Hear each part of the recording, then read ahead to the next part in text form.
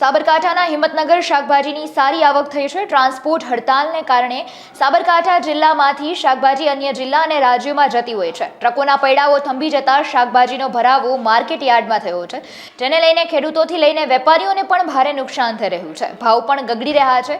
20 kilo flower જે ગઈકાલ 400 થી 500 રૂપિયા હતા તે 120 થી 160 થઈ ગયા। કોબીજ 240 રૂપિયા કે જે 120 થી 140 થઈ ગયા। શક્કરિયા પણ કે જે 500 રૂપિયા હતા તે 300 થઈ ગયા। ટામેટા 240 રૂપિયા કે જે 120 થી 140 થઈ ગયા। તો શરગવો 1100 રૂપિયા હતો તે 700 થી 800 રૂપિયા થયો છે। તેને લઈને શાકભાજી પડી રહ્યા છે ને તેને લઈને નુકસાન પણ થઈ રહ્યું છે। અરે ભાઈ, અમે ખેડૂત છીએ। આ ટ્રાન્સપોર્ટવાળી હડતાલના લીધે અમારો જે શક્કરિયો 2 દિવસ પહેલાં 20 થી 25 રૂપિયા જે કિલો જતો એ આજે હડતાલના લીધે અમારે 12 થી 15 રૂપિયા વેચવાનો વારો આવ્યો છે।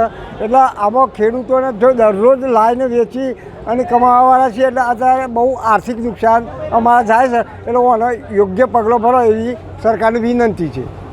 અત્યારે હાલ પરિસ્થિતિ કેવી છે તમારી? અરે અત્યારે આ માલ કોઈ લેવા જ તૈયાર નથી, કારણ કે ટ્રાન્સપોર્ટની હડતાલના લીધે કોઈ ઉપાડ જ નથી અમારી માલનો।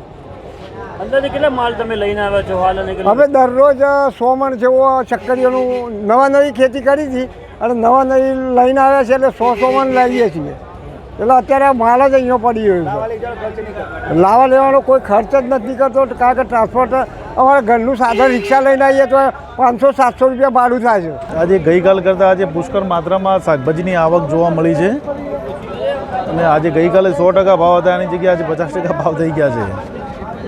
ગઈકાલે ફુલાર 400 રૂપિયા વેચાતું હતું, આજે એની જગ્યાએ 160 રૂપિયા ફુલાર થઈ ગયું છે। આ ટ્રાન્સપોર્ટેશન લોક થઈ ગયું છે એની હિસાબે આ મંદી જોવા મળી છે। હજી પણ હજી વધુ મંદી જોવા મળશે? જ્યાર સુધી ગાડીઓની હડતાલ ને ટ્રાન્સપોર્ટેશન ચાલુ નહીં થાય ત્યાર સુધી તો આ જ પરિસ્થિતિ રહેવાની છે। હજી આવતીકાલે વધુ મંદી જોવા મળશે। અંદાજે વેપારીઓને કેટલું શાકભાજી પડી રહ્યું છે, કેટલું નુકસાન? આજે ખેડૂતોનો માલ આજે પુષ્કળ માત્રામાં પડી રહ્યો છે અને લોકો આજે મૂકીને બી જતા રહ્યા છે। ખેડૂતો મફતના ભાવે અહીંયા માલનો નિકાલ કરવો પડે છે અને કાલે ફેંકી દેવો પડે છે, એવી હાલત છે આજે। હડતાલના કારણે આ ટ્રાન્સપોર્ટ થઈ શકતું નથી મોટા પ્રમાણ, અને ભાવ તો એકદમ નીચો જ આવી ગયો છે। આમાં કરવાનું શું? અને એના કારણે આ બધું જે માલ વેચાવાનો છે બહુ કાઠું પડે છે। ખેડૂતોને રોજ કમાઈને શું કરવાનું? અત્યારે તમે લઈને આવ્યા, કેટલું નુકસાન? અત્યારે 400 રૂપિયા જતો, અત્યારે હાલ 100 રૂપિયા કોઈ લેવા માગતું નહીં ફુલાવર। અને અત્યારે શું કરવાનું? અમારા આ શાકભાજીમાં તો બહુ નુકસાન પડે છે।